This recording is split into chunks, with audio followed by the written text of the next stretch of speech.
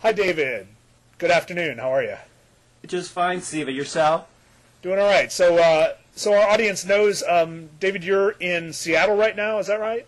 I am. Okay. And I'm in Charlottesville, Virginia. David can't see me right now, but the audience sees that I'm wearing a University of Virginia T-shirt in honor of our baseball team, which made the College World Series for the very first time in the history of this esteemed university. So Did you everyone go here to is the very game? excited. So. Did you go to the game? So we are going to talk about a number of things today. David is a very well-known author. He has written, at this point, 11 books? Do I have the number right? I'd say this is my 10th book forthcoming, Reality Hunger.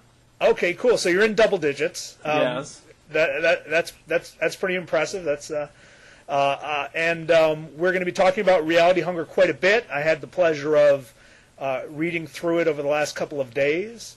When is Reality Hunger going to be published? Well, that's a good question. I'm currently in discussions with Knopf. They're going to publish it either in January or February of 2010. So pretty soon, the next 6 to 8 months, it'll be coming out. That's wonderful. That's wonderful. So I'm thrilled to have a chance to get to meet you and know you. This isn't the most warm of formats, but maybe we'll get to meet in real life at some point. Definitely. But of course, I'm familiar with your work. And David has been a very for our viewers out there. David has been a very not only prolific author, but an author of a diverse set of works. He's experimented and in fact mastered a number of genres. He's been a novelist, an essayist, a nonfiction writer. How else would you describe yourself? Memoirist.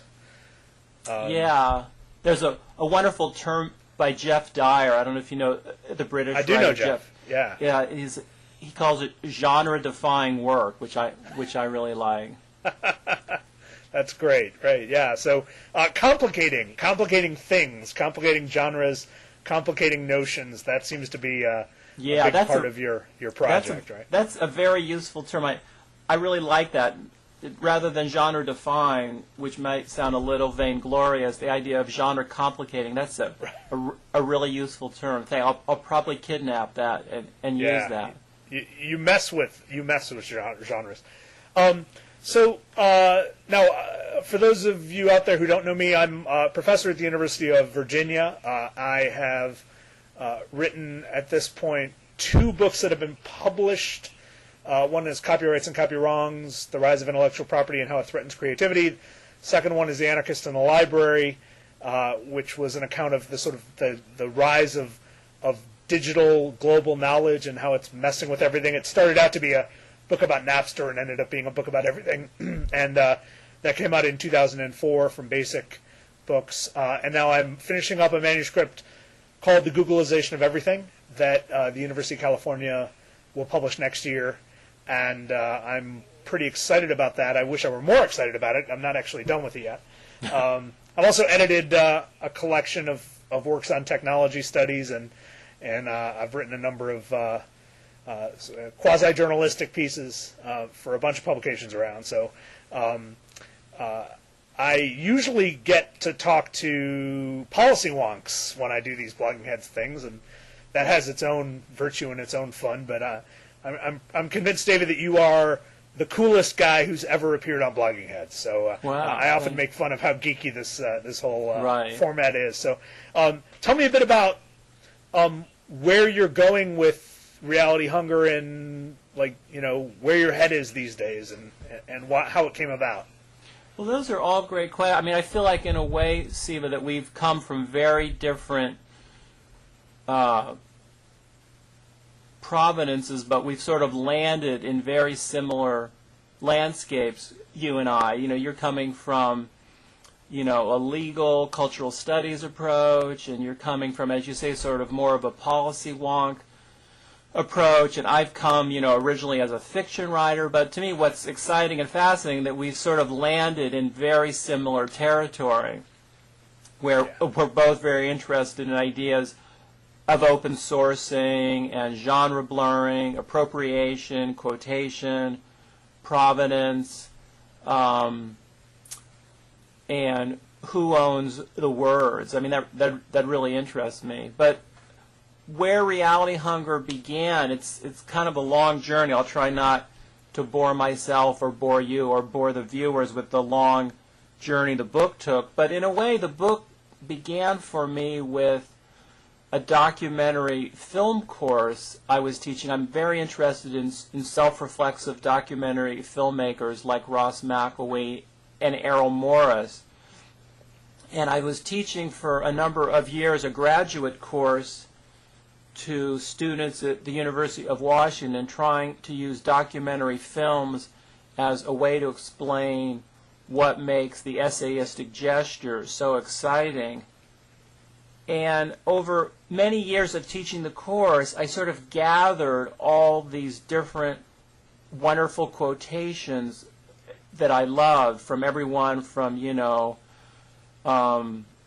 Emerson to Thoreau to Emily Dickinson to a quote from a Frank Rich column from last week. And over many years, these quotations, I kept on massaging the quotations, adding my own lines, remaking the quotations, and over several years, this book became my sort of working text, and then over more years, it became this book, and almost without even knowing it, I stumbled into these really interesting questions of appropriation. I had sort of lived with these quotes so much and so passionately that I didn't even think about them being, oh gee, this quote is mine, that quote is Siva's. It was more just, here's 200 pages that make the argument.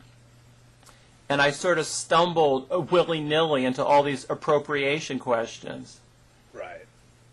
But that wasn't, I mean, that couldn't have been too alien a process for you. I mean, the nonfiction that you'd produced before had been constructed out of, bricks taken from elsewhere, but then, of course, processed in the standard nonfiction way, right? I think that's a good... But this is sort of an unprocessed, I think that's less a really processed. Right. I mean, that's really a good point. I mean, I'd be very disingenuous to pretend that somehow this process caught me totally by surprise, in the sense that, first of all, starting with my first books, my first books were relatively traditional novels, and then almost book by book, I became sort of more interested, first of all, in nonfiction, and then genre-blurring nonfiction, and then increasingly in books like Remote, Enough About You, and Black Planet, I was constantly appropriating quotations, blurring the public and private. I think that's exactly right. That it's almost like reality hunger is the final expression of the gestures I've been trying to make for really the last 15 years. I think that's really a good point. But it is a stylistic departure, not only for you, but for Knopf, right? I mean, I guess the viewers should get a sense of the structure as well. It's aphoristic, right? And I'm actually going to hold up a page of the galleys to just give the viewers a sense of how it's all arranged. It is kind of like Ecclesiastes, right? I mean, it is fragments of text, mini essays, each of which has a section number, which anchors it to the rest and gives it some sort of trajectory. Some of the essays are more than a page long. Some of them are barely a sentence long. Right. And some of them echo very clearly your sources, and others are all you, right? Exactly. And I think, to me, a really important point for me, and it's a part that I would love to talk with you about at some point today, is, I'm currently, involved in discussions with Knopf and Knopf's legal department, frankly, as to whether I can actually do this. I really am arguing quite strongly and strenuously that we run no citations. And Right. I'm currently awaiting, virtually by the hour, the decision from the god called the Knopf Legal Department as to whether or not I can actually pull this off. And so, right, I mean, for me, the argument I keep on making with my editor and the publisher and the legal department is this idea of authorial ambiguity. It's really crucial to me that the reader not know who the speaker is. That is it Shields? Is it Michel Leary? Is it Wittgenstein? It's sort of all of us and none of us at the same time. That to me it's a really powerful metaphor or trope to use. First of all, I'm making an argument about genre. The most exciting work is genre complicating, to use your term. And I'm using, I hope, as a powerful metaphor, the idea that just as I think the best work take place between genres, so too in exactly the same way, it seems to me that authorial ambiguity is a wonderful way to convey that there's sort of slippage everywhere, that I want the reader to be experiencing vertigo at virtually every level. Right. Who the speaker is. If Knopf can't do it or won't do it, no one will, right? I mean, Knopf is the house that modernism built, right? I mean, that's a really great point. It is in so many ways the place, at least in mid to late 20th century, that the folks who were really pushing boundaries of perception, boundaries of narrative, chose to publish, right? And it was good old Al who championed these sorts of ideas that's a really great point. Left us in this situation where we don't know quite what to make of the book anymore. Right. For a number of reasons. That's a really great point. That there's a sort of noble legacy at Knopf, that if they can't hang with this, then who can? That's really a great point. I think one point that you make that I really love in your various essays and works is that, copyright, there's this myth that somehow writers won't create in the absence of copyright.